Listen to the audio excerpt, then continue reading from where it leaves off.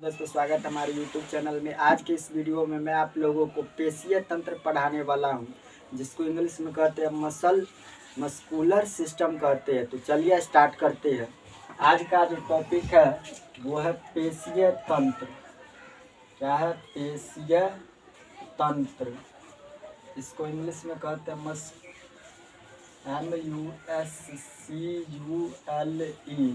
Muscle system कहते हैं। Muscle system यानी पेशीय तंत्र, है ना। पेशीय तंत्र तो हमारे शरीर में जो होती है पेशीय तंत्र कहाँ पाई जाती है? तो त्वचा के अंदर पाई जाती है।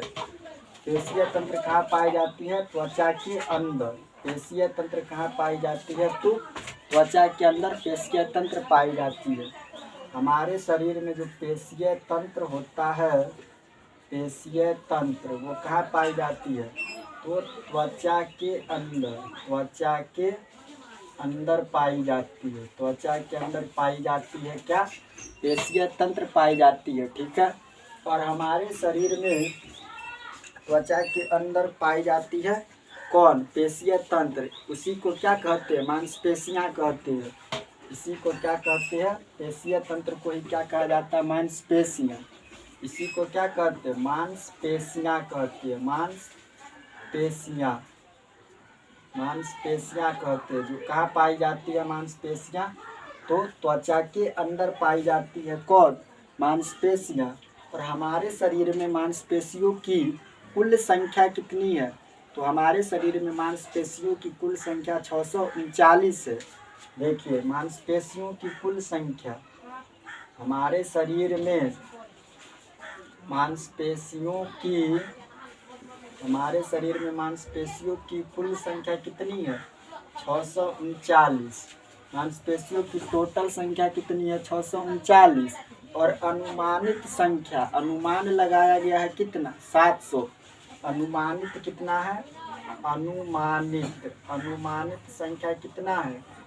मांसपेशियों की अनुमानित संख्या कितनी है? 700 है। तो देखिए, पेशीय तंत्र को इंग्लिश में कहते हैं मसल सिस्टम।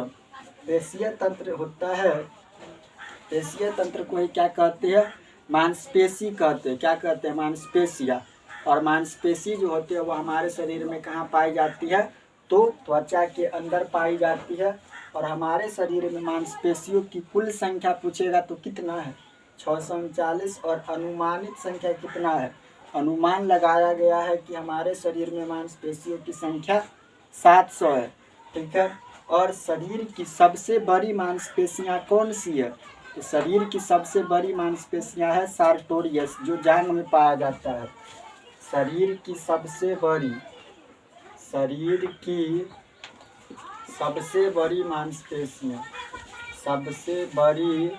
मांसपेशियां शरीर की सबसे बड़ी मांसपेशियां कौन सी है? तो सार्टोरियस है। क्या है? सार्टोरियस। शरीर की सबसे बड़ी मांसपेशियां कौन है? सार्टोरियस है। जो कहाँ पाई जाती है?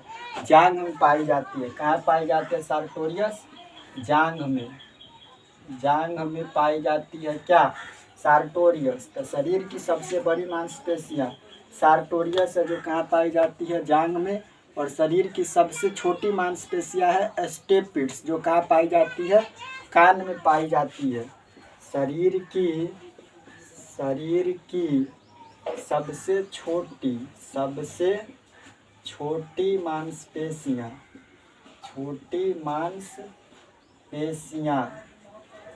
शरीर की सबसे छोटी मांसपेशियां कौन है? तो स्टेपिड्स है, जो कान में पाई जाती है। क्या है? स्टेपिड्स है, जो कहाँ पाई जाती है? कान में पाई जाती है स्टेपिड्स। सबसे बड़ी मांसपेशियां शरीर में तो सार्टोरियस है, जो जांघ में पाया जाता है। सबसे छोटी मांसपेशियां स्टेपिड्स है, जो कान में पाया जाता है। इसके बाद समझिए, मांसपेशियां में मायोसिन नामक प्रोटीन पाया जाता है। कौन सा प्रोटीन? मांसपेशी में कौन सा प्रोटीन पाया जाता है? मांसपेशी में मायोसिन नामक प्रोटीन मायोसिन नामक प्रोटीन पाया जाता है। मांसपेशी में मायोसिन नामक प्रोटीन पाया जाता है। किस में? तो मांसपेशियां में मायोसिन नामक प्रोटीन पाया जाता है। और देखिए, शरीर की सबसे बड़ी मांसपेशियां सार्टोरियस है, जो कहाँ पाया जाता है? जांघ में। शरीर की सबसे छोटी मांसपेशियां स्टेपिड्स कान में होता है। और मांसपेशी में कौन सा प्रोटीन पाया जाता है? तो मायोसिन नामक प्रोटीन पाया जाता है। और मांसपेशी में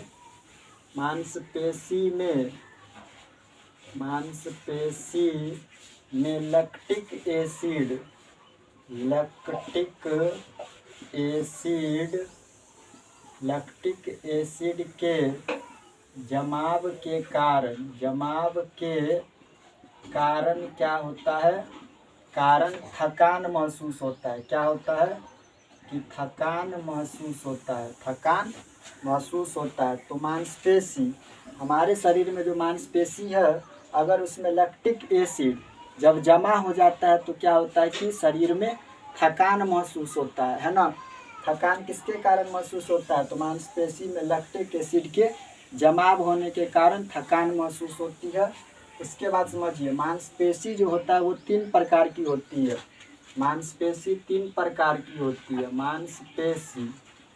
मांसपेशी जो होते हैं वो 3 प्रकार की होती है। कौन कौन?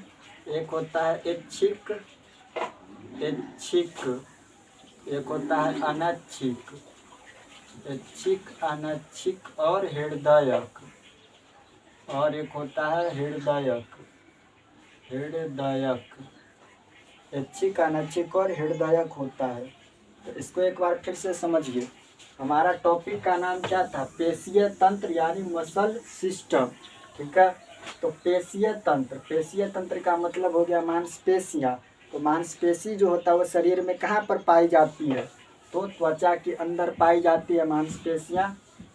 मांसपेशियों की कुल संख्या कितना है शरीर में? तो 639 है। और अनुमानित संख्या कितना है? अनुमान कितना लगाया गया है? 700। शरीर की सबसे बड़ी मांसपेशियां, शरीर में सबसे बड़ी मांसपेशियां सार्टोरियस यानी कहाँ पाया जाता है? जांघ में। और शरीर की सबसे छोटी मांसपेशियां स्टेपिड्स है, जो कान में पाया जाता है। और मांसपेशी में कौन सा प्रोटीन पाया जाता है? तो मायोसिन नामक प्रोटीन पाया जाता है मांसपेशी में। और मांसपेशी में जो लैक्टिक एसिड जब जमा हो जाता है तो जिसके कारण शरीर में थकान महसूस होता है, लैक्टिक एसिड के जमाव के कारण। और मांसपेशी जो है वो 3 प्रकार का होता है, ऐच्छिक, अनैच्छिक और हृदयक। ठीक है। तो ये टॉपिक इतना ही था। उसके बाद अगला टॉपिक है पाचन तंत्र, जिसको इंग्लिश में कहते हैं डाइजेस्टिव सिस्टम। तो पेशीय तंत्र का इतना ही टॉपिक था। अब हम लोग पढ़ेंगे पाचन तंत्र के बारे में। तो देखिए,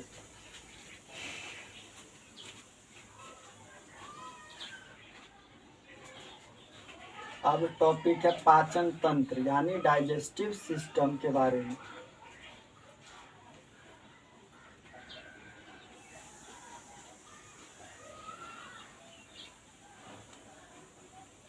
अगला टॉपिक क्या है? पाचन तंत्र, इसको इंग्लिश में कहते हैं डाइजेस्टिव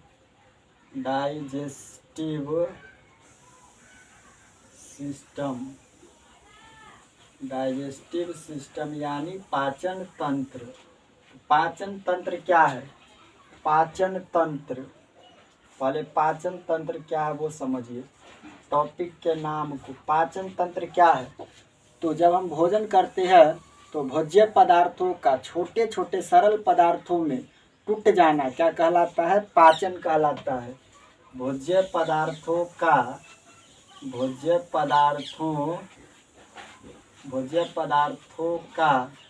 छोटे छोटे सरल पदार्थों में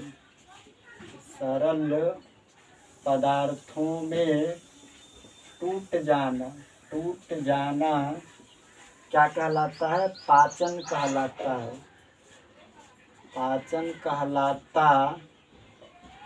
क्या कहलाता है? पाचन। तो पाचन क्या है? जब हम भोजन करते हैं तो उसको छोटे छोटे पदार्थों में टूटना क्या कहलाता है? सामूहिक रूप से पाचन कहलाता है ना, पाचन कहलाता है। इसके बाद समझिए, पाचन के बाद पाचन कहाँ से शुरू होता है? तो मुख गुहा से। भोजन जो हम करते हैं वो कहाँ जाता है? पहले मुंह में जाता है। तो कहाँ से पाचन शुरू होता है? मुख गुहा से। पहला शुरू होता है पाचन की क्रिया मुख गुहा से। मुख गुहा ये क्या है? पहला है। मुख गुहा से क्या होता है? पाचन प्रारंभ होता है मुख गुहा से। मुख गुहा से क्या होता है कि पाचन प्रारंभ हो जाता है। प्रारंभ हो जाता है कहाँ से? मुख गुहा से। और मुख गुहा, मुंह में क्या सब पाया जाता है? एक जीभ और 3 जोड़ी लार ग्रंथि तथा 32 दांत पाए जाते हैं। मुख गुहा में पाचन प्रारंभ होता है कहाँ से? मुख गुहा से पाचन प्रारंभ होता है। और मुख गुहा में एक जीभ, इस समय मुख गुहा में क्या सब पाया जाता है सो सुनिए। एक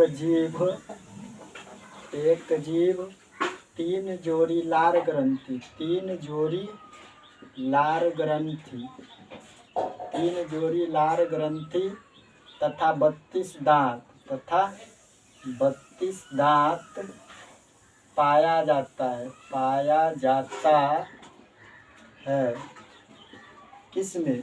मुख गुहा में। तो पाचन का क्रिया कहाँ से शुरू हो जाता है? मुख गुहा से। जब हम भोजन मुंह में डालते हैं तो वहीं से पाचन की क्रिया शुरू हो जाती है, मुख गुहा से। मुख गुहा में क्या सब पाया जाता है? एक जीभ पाया जाता है, 3 जोड़ी लार ग्रंथि पाई जाती है और 32 दांत पाया जाता है। ठीक है, इसके बाद समझिए कि 3 जोड़ी लार ग्रंथि पाया जाता है। मुख गुहा के बाद भोजन कहाँ जाता है? लार ग्रंथि में। मुख गुहा के बाद भोजन जाता है लार ग्रंथि में। कहाँ? लार ग्रंथि में जाता है। लार ग्रंथि में। लार ग्रंथि क्या करता है? एक दिन में 1 से 1.5 लीटर लार का निर्माण करता है। लार ग्रंथि क्या करता है? एक दिन में कितने लार का स्राव निर्माण करता है? तो 1 से 1.5 लीटर। कितना? एक दिन में 1 से 1.5 लीटर, 1 से 1.5 लीटर लार का स्राव निर्माण करता है। स्राव निर्माण करता है, स्राव निर्माण करता है। लार ग्रंथि क्या करता है कि एक दिन में 1 से 1.5 लीटर लार को निकालता है ना।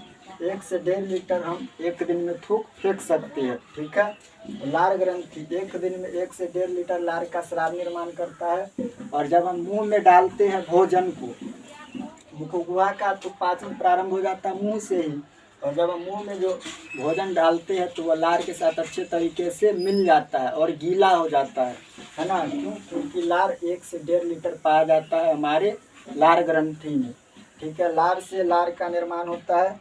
उसके बाद लार ग्रंथि में क्या सब पाया जाता है सो सुनिए। लार ग्रंथि में लाइसोजाइम,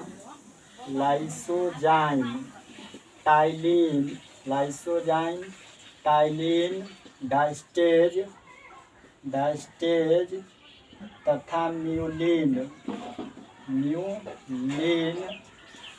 नामक एंजाइम पाया जाता है। किस में? लार ग्रंथि में। लार ग्रंथि में 4 प्रकार का एंजाइम पाया जाता है। कौन कौन? लाइसोजाइम, टाइलिन, डायस्टेज तथा म्यूलिन पाया जाता है। और सर्वाधिक मात्रा में क्या पाया जाता है?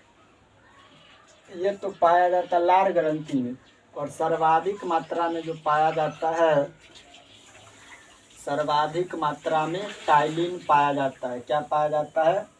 टाइलिन पाया जाता है, जो स्टार्च का पाचन करता है। किसका? स्टार्च का पाचन करता है। टाइलिन किसका पाचन करता है?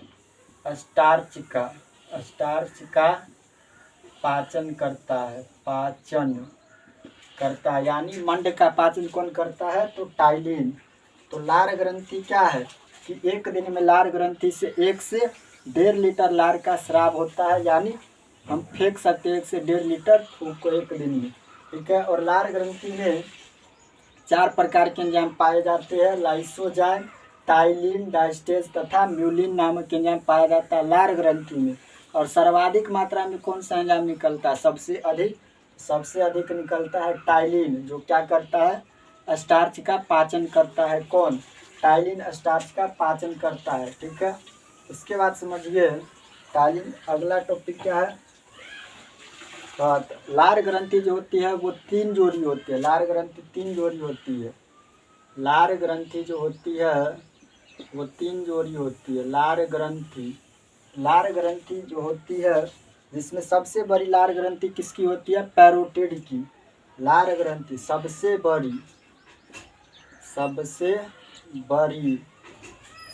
बड़ी लार ग्रंथि कौन है? पैरोटिड है। क्या है? पैरोटिड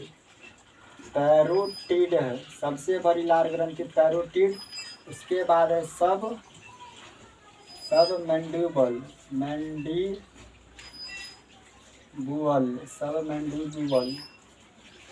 इसके बाद क्या है? सब लिंगुअल।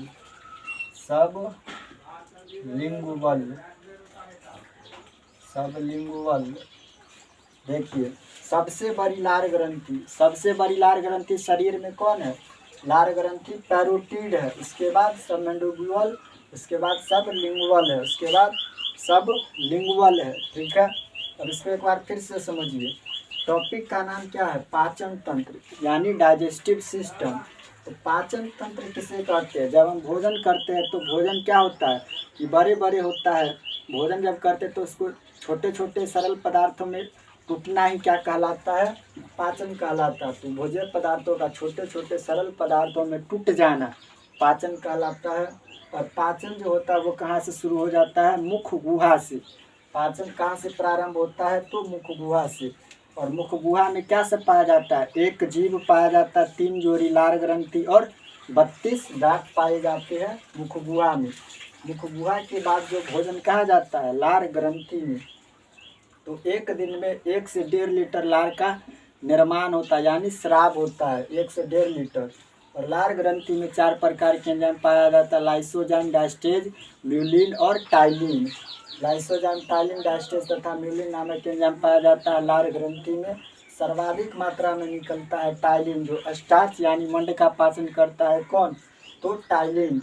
और सबसे बड़ी लार ग्रंथि कौन सी है? पैरोटिड, सब मैंडिबुल और सब लिंगुअल है उसके बाद। ठीक है, उसके बाद जो अगला टॉपिक है वह है दांत के बारे में। क्या है? दांत यानी टीथ। अगला टॉपिक है दांत के बारे में।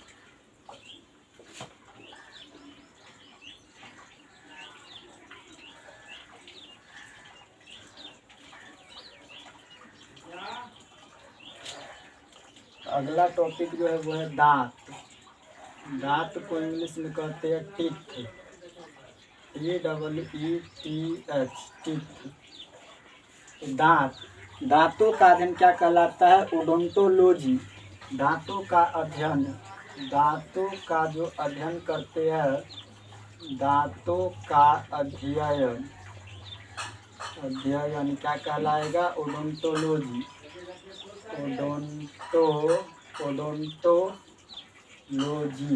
ओडोंटोलॉजी कहलाएगा। दांत का अध्ययन ओडोंटोलॉजी कहलाएगा। दांतों का अध्ययन ओडोंटोलॉजी।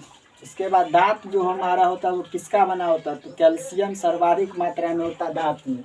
दांत में क्या पाया जाता है? कैल्शियम। हमारा जो दांत बना उसमें सर्वाधिक दांत का निर्माण में सर्वाधिक योगदान किसका होता है? तो कैल्शियम का योगदान होता है दांतों के निर्माण में सर्वाधिक। कैल्शियम का निर्माण होता है। तो कैल्शियम दांत का निर्माण में कितना होता है? 85%। कैल्शियम का योगदान 85% होता है। और कैल्शियम कार्बोनेट का योगदान होता है 15%। कैल्शियम कार्बोनेट का योगदान कितना होता है? 15% योगदान होता है दांतों के निर्माण में। तो दांत का निर्माण में कैल्शियम का सर्वाधिक योगदान होता है 85%, और कैल्शियम कार्बोनेट का होता है 15%। ठीक है, और दांत में जो होता है 15%, और शेष भाग जो बना होता है दांत का वो किसका बना होता है? तो कैल्शियम क्लोराइड का शेष भाग किससे बना होता है? दांत का शेष भाग जो बना होता है वो कैल्शियम क्लोराइड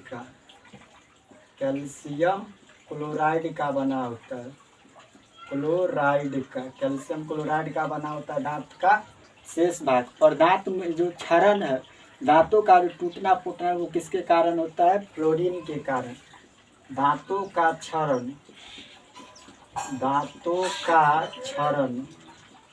का मतलब हो गया टूटना या फूटना।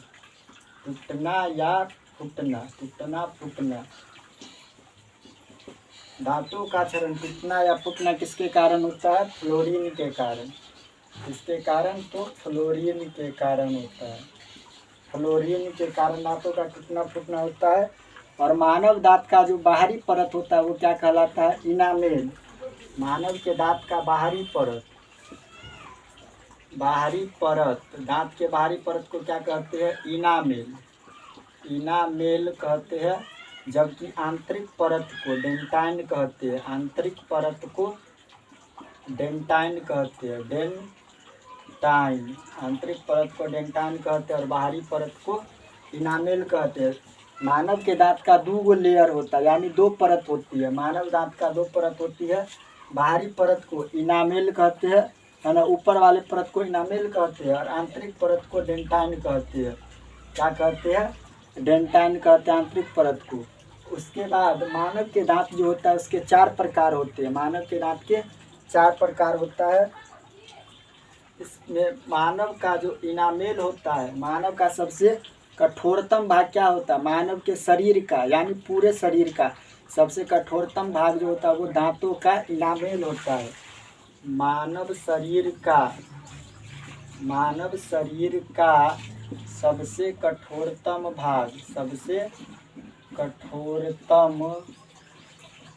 भाग जो होता है वो क्या होता है? दांतों का इनामेल ही होता है।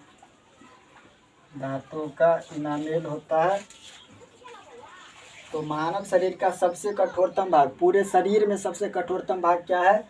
तो दांतों का इनामेल है, जिसमें कैल्शियम का योगदान सर्वाधिक होता है। कैल्शियम फॉस्फेट का योगदान क्या होता है कि सर्वाधिक होता है दांतों के निर्माण में। तो इसको एक बार फिर से समझिए। टॉपिक का नाम क्या था? दांत को इंग्लिश में कहते हैं टीथ। दांतों का अध्ययन जो करते हैं उसको क्या कहते हैं? ओडोंटोलॉजी कहते हैं। और दांत के निर्माण में कैल्शियम का योगदान, कैल्शियम फॉस्फेट का योगदान कितना है? 85%। कैल्शियम कार्बोनेट का योगदान है 15%। और जो शेष भाग जो बना होता है दांत का वो किससे बना होता है? तो कैल्शियम क्लोराइड का बना होता है शेष भाग। दांत का क्षरण मतलब दांत जो टूटता फूटता वो किसके कारण? तो फ्लोरीन के कारण। किसके कारण? फ्लोरीन के कारण। और मानव के दांत के जो 2 परत होते हैं, यानी 2 लेयर होते हैं। तो बाहरी परत को, बाहरी वाला भाग को क्या कहते हैं? इनामेल। आंतरिक परत को, अंदर वाले भाग को डेंटाइन कहते हैं। मानव शरीर का सबसे कठोरतम भाग जो होता है वो पूरे शरीर का क्या होता है? दांतों का इनामेल होता है। उसके बाद समझिए, मानव के दांत का 4 भागों में बांटा गया है। मानव के दांत को 4 भागों में बांटा गया है। मानव के दांत को 4 भाग में बांटा गया है। मानव के दांत को 4 भागों में बांटा गया है। कौन कौन सो सुनिए। पहला है कृंतक, रदनक,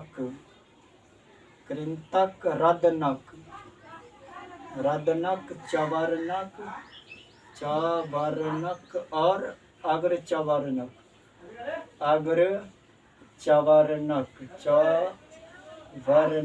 अग्रचवर्नक। कृंतक को इंग्लिश में कहते हैं इंसीजर। रदनक को इंसीजर, मोलर, इंसीजर। रदनक को क्या कहते हैं इंग्लिश में? कैनिन। क्या कहते हैं? कैनिन कहते हैं। कैनिन। रदनक को इंग्लिश में कहते हैं कैनिन। चवर्नक को कहते हैं मोलर और अगर चवर्नक को कहते हैं प्रीमोलर। तो दांत के कितने भाग होते हैं? 4 भाग होते हैं। कौन कौन? कृंतक, रदनक, चवर्णक, अग्रचवर्णक, इंसीजर, कैनिन, मोलर और प्रीमोलर। अब इस सब का संख्या कितना होता है वो सुनिए। पहला क्या है? कृंतक है। तो कृंतक जो होता है वो कितना होता है? कृंतक की संख्या 4 + 4 होता है। कितना? 4 ऊपर और 4 नीचा, तो टोटल हो गया कितना? 4 4 8। उसके बाद रदनक, रदनक की संख्या होता है 2 गो ऊपर 2 गो नीचा, 2 आ 2 कितना हो जाएगा? 4। रदनक की संख्या 2 2 गो होता है, मतलब 2 गो ऊपर और 2 गो नीचे। चवर्णक, इसके बाद क्या है? चवर्णक है। चवर्णक की संख्या जो होता है वो 4 + 4 यानी 8 होता है। इसके बाद क्या है? अग्रचवर्णक, अग्रचवर्णक, अग्रचवर्णक, अग्रचवर्णक की संख्या कितना होता है? 6 गो ऊपर 6 गो नीचा होता है, 6 + 6 यानी 12। तो टोटल कितना हो जाएगा? टोटल हो जाएगा 8 8 कितना हो जाएगा? 16 और 4 20 और 12 मिलकर कितना हो जाएगा? 32। तो मानव के दांत कितने होते हैं? 32 होते हैं। ठीक है। तो कृंतक की संख्या 8 रदनक का, 4 चवर्णक का, 8 अग्रचवर्णक का, 12 होता है। उसके बाद बच्चों में जो होता है वो 20 गो दांत का पूर्णतः अभाव पाया जाता है। बच्चों के दांत में 20 गो दांत, 20 दांतों का अभाव पाया जाता है। 20 दांतों का अभाव पाया जाता है, यानी बच्चों के दांत में जो होता है चवर्णक और अग्रचवर्णक का पूर्णतः अभाव होता है। और ये दांत बच्चों में टूटने के बाद फिर से आता है। बच्चों में जो होता है 20 गो दांत जो होता है वो टूटने के बाद फिर से निकलता है, जिसे क्या कहते हैं? दूध के दांत। जिसको क्या कहते हैं? दूध के दांत कहते हैं। दूध का दांत कहते हैं। दूध का दांत कहते हैं। और बच्चों में जो होता है वो चवर्णक और मोलर और प्रीमोलर का पूर्णतः अभाव पाया जाता है। और बच्चों में जो 20 गो दांत है वो उसको क्या कहते हैं? दूध के दांत कहते हैं, जो 12 वर्ष की आयु तक टूट जाते हैं। कितने वर्ष की आयु तक? तो 12 वर्ष की आयु तक। 12 वर्ष की आयु तक बच्चों में दूध के दांत टूट जाते हैं और फिर से नया दांत होना प्रारंभ हो जाता है। तो इस प्रकार मानव के जीवन में दांतों की कुल संख्या पूछेगा तो कितना हो जाएगा? मानव के जीवन में कुल दांत की संख्या, तो बच्चा में 20 गो दांत टूटने के बाद होता है ना? बच्चों में 20 गो दांत अब प्लस वयस्क अवस्था में कितना होता है? टोटल 32 गो दांत होता है। 32 गो दांत होता है। तो 20 और 32 कितना हो जाएगा? 52 गो दांत। तो मानव जीवन में इस प्रकार टोटल दांतों की संख्या कितनी होती है? 52 होती है। ठीक है। बच्चों के दांत, छोटे बच्चों में जो 20 गो दांत होता है वो 12 वर्ष की आयु तक टूट जाती है, जिन्हें दूध का दांत कहते हैं। और 20 बच्चा में तो होता है 20, लेकिन जब हम बड़े होते हैं तो दांतों की टोटल संख्या कितना हो जाता है? 32। 20 और 32 मिलकर के टोटल 52 होता है। इस प्रकार मानव जीवन में दांतों की कुल संख्या भी कितनी होती है? 52 होती है।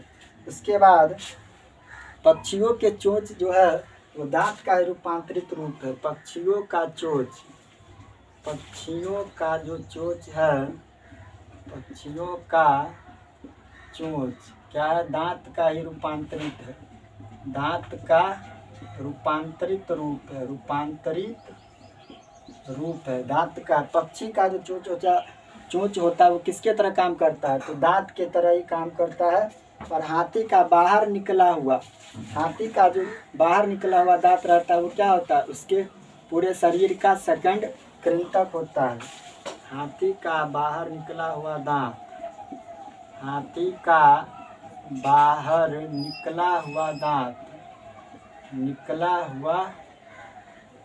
जो होता है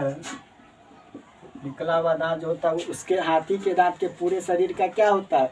सेकंड इंसीजर, यानी सेकंड इंसीजर, ISOR इंसीजर, यानी इंसीजर का मतलब क्या हो गया? कृंतक। इंसीजर का मतलब कृंतक होता है।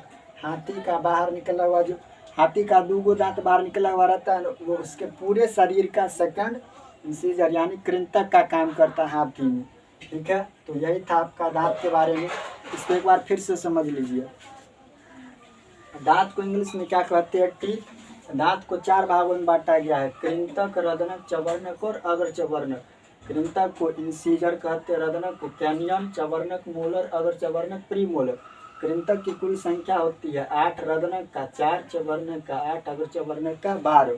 तो बच्चों में जो दांत होता है वो 20 गो दांत होता है, जिसमें चवर्णक और अग्र चवर्णक का पूर्णतः अभाव होता है। जिस दांत को क्या कहते हैं? दूध के दांत कहते हैं, जो 12 वर्ष की आयु तक टूट चुके होते हैं। तो इस प्रकार मानव के जीवन में 20 और 32 मिलकर के दांतों की टोटल संख्या 52 होती है। और पक्षी का जो चोंच होता है वो किसके तरह काम करता है? तो दांतों की तरह ही काम करता है। और हाथी का बाहर निकला हुआ दांत उसके पूरे शरीर का क्या होता है कि सेकंड इंसीजर यानी कृंतक होता है। तो आज के लिए इतना ही। आप लोगों को होली की बहुत सारी शुभकामनाएं। मिलते हैं नेक्स्ट वीडियो में, तब तक के लिए जय हिंद, जय भारत।